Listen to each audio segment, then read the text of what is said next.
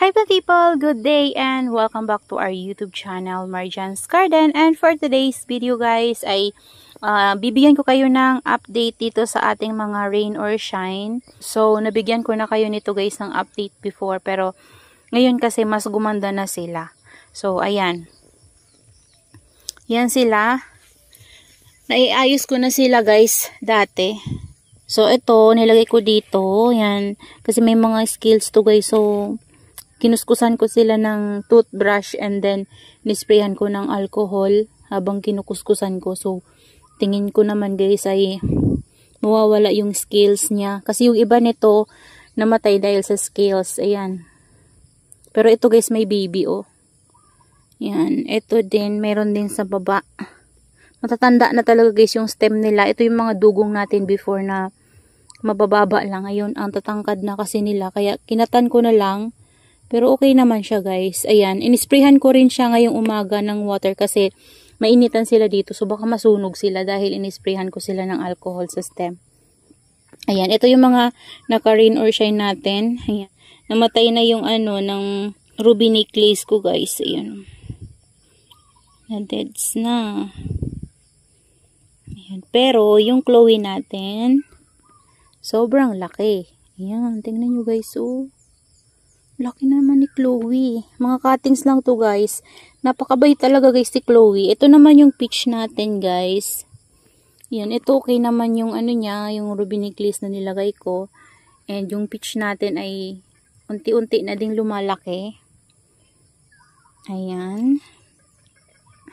Yan yung mga Mendoza natin. Lumalaki na yung mga pinaguhanan ko ng cuttings guys. So ayan, so tatanggalin natin tong leaves para ma-propagate. Yan.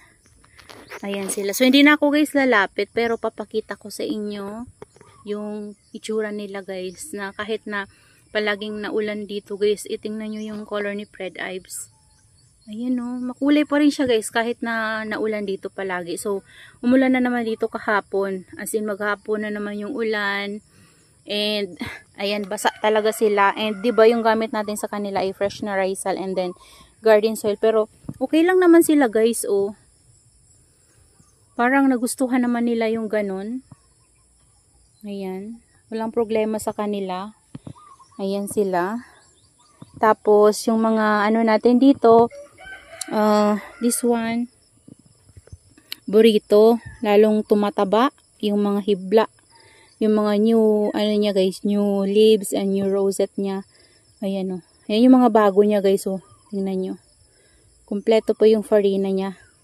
Yung mga bagong tubo. Yan, ito yung ginawa nating propagation. May damo. Ayan. Yan, buhay na rin to guys. Yan, diniligan ko to guys. Yung mga nandito natin na mga purples, diniligan ko kanina.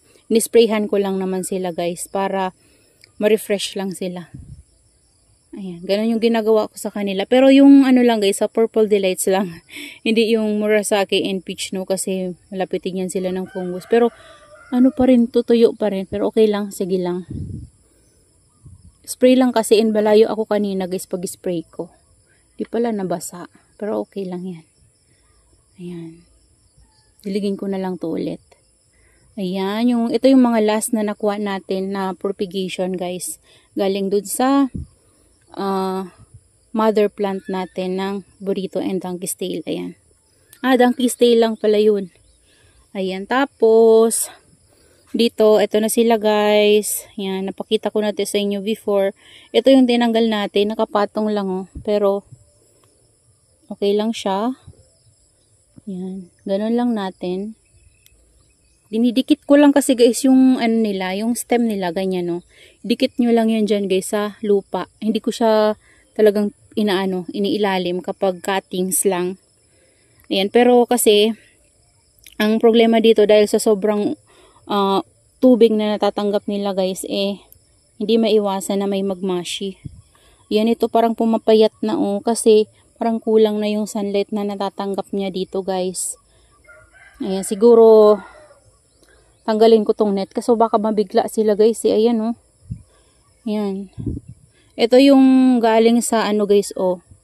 Sa mother plant natin. So, nilipat ko kasi sila. Pinaghiwa-hiwalay ko. Dito ko lang din sinabit. Ayan. Ayan yung iba, guys. Ayan. So, nakaano kasi tong net na to. Mamaya nga, i-ano ko, guys. Ipaganon ko dito para hindi sila masyadong makulimlim. So, ayusin ko yan mamaya. Ayan. And then, yung mga purples naman natin, guys, dito ay okay naman sila. Ayan. Yung nilipat natin, guys. Naka-recover na din. And, in-sprayhan ko to. Pero, konti lang naman, guys. Para lang ma-mist lang yung ano, and matanggal yung mga dumi-dumi nila.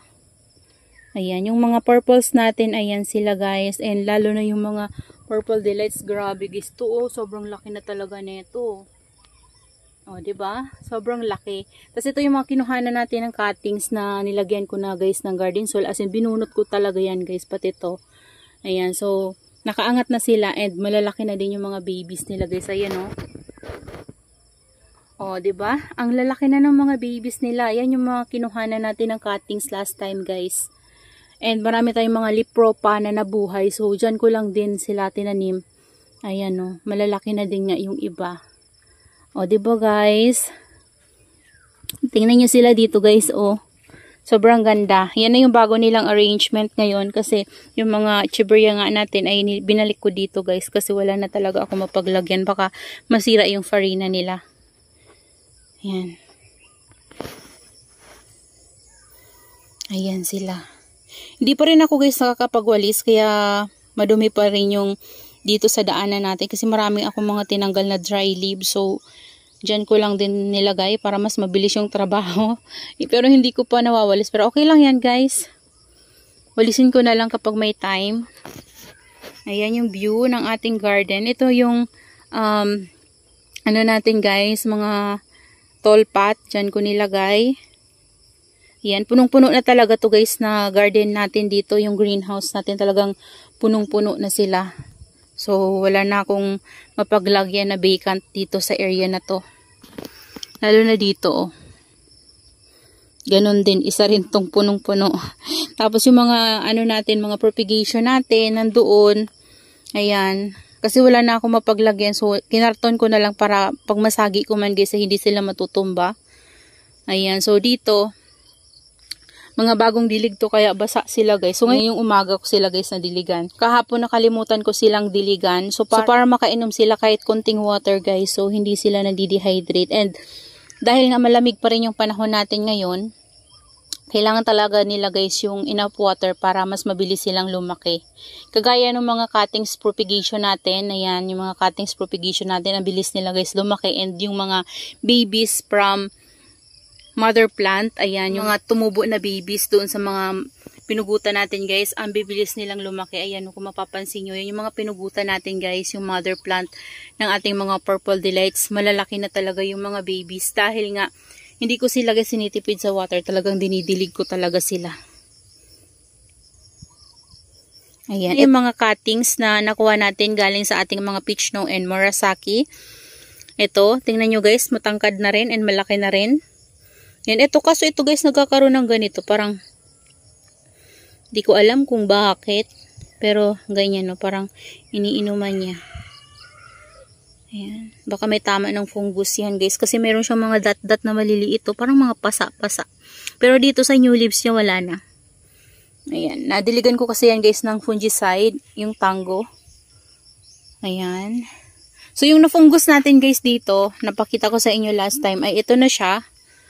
Ayan, no, nagsisidry siya, guys, oh. Diba? Yan yung sabi ko sa inyo, nagsisidry sila kapag nainom na nila yung tango.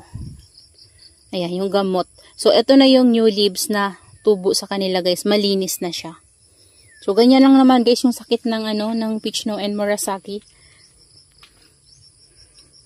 Ayan. So, mainit dito ngayon. Kahapon umuulan. Pero ngayon, bumabawi naman, guys. So, sana tuloy-tuloy yung init para naman makatanggap sila dito ng sunlight. O, diba, guys, matatangkad na yung ating mga cuttings propagation ng mga purple delights. Ayan, o, tingnan nyo. Kung kung gusto pa natin silang kuhanan ulit ng cuttings, pwede na naman sila, guys, pugutan, o. Ayan, o. Kasi matangkad na naman talaga sila. Pero kasi wala na akong bakante dito sa garden natin. Hindi ko na sila guys pupugutan. Ayan. Ito sana, gusto ko itong mapuno na area na to ng Purple Delights, Murasaki, and then Peach Snow. And also yung ating Super Balm. Kaso lang, wala na akong mapaglagyan yung mga Echeveria succulents natin ng mga big. Kaya naman, hindi na muna ako mangunguha ng cutting sa kanila guys kasi mahirap. Wala akong mapaglagyan guys. And baka masagi-sagi ko kasi guys yung mga big plants natin masira pa yung farina nila. So mafarina pa naman sila. So sayang naman 'di ba?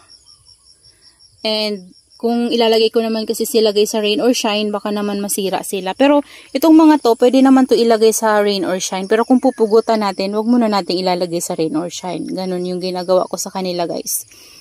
Ayan. Pero na-try ko na din to guys pugutan. Or yung pinugot ko guys ay natuyo lang yung sugat niya and then nilagay ko na sa rain or shine, wala pang ugat. Pinatong ko lang siya sa garden soil and ayun, okay naman siya guys. Nandun siya sa rain or shine. Ayan. Dami niyang mga water pa sa rosette. Pero okay lang yan guys, di naman yan sila mapapano. And may net naman tayo dito sa tapat nito kaya hindi yan sila masa-sunburn. Ayan. Ito na yung Judata natin guys. Nadilig ko na rin yan siya. And tataba yan kasi naglagay tayo ng garden soil. Yan. Ito na yung bagong pot natin na malaki ng Missing You. Yan. So mapupuno din yan guys kapag lumaki na ulit tong mga rosette nito guys. Kasi, may problema to guys. Ayan. Bumigay yung puno ni... Kaya pala hindi siya lumalaki and wala akong nakikitang progress sa kanya. Kasi compare dito sa mga kasamahan niya guys, tingnan nyo. May progress kasi may green yung rosette niya pero ito wala. So ito, gagawin lang natin ito ay kakat lang. Then air dry and then patong lang ulit natin dyan guys. So, nagkaroon siya ng problema. Dati pa pala to. Natuyo pala guys yung pinakapuno niya. Ayan. So, ikakat lang natin to and air dry. Dito guys, ipapatong ko lang muna to dito and ikat ko later and then air dry ko and pag dry na siya, ibalik ko na siya doon guys sa pot niya. So, yan lang guys yung may share ko sa inyo ngayon. That's all for today. And ayan yung sunlight na natatanggap na naman nila ngayon. At ngayon guys ay na siguro mga 8 na. Yan. So, yan yung natatanggap na sunlight na nila ngayon. Siguro panay na kasi guys. Natatakpan na ng nyug yung sunlight. Kaya wala nang dito. Wala nang sunlight dito.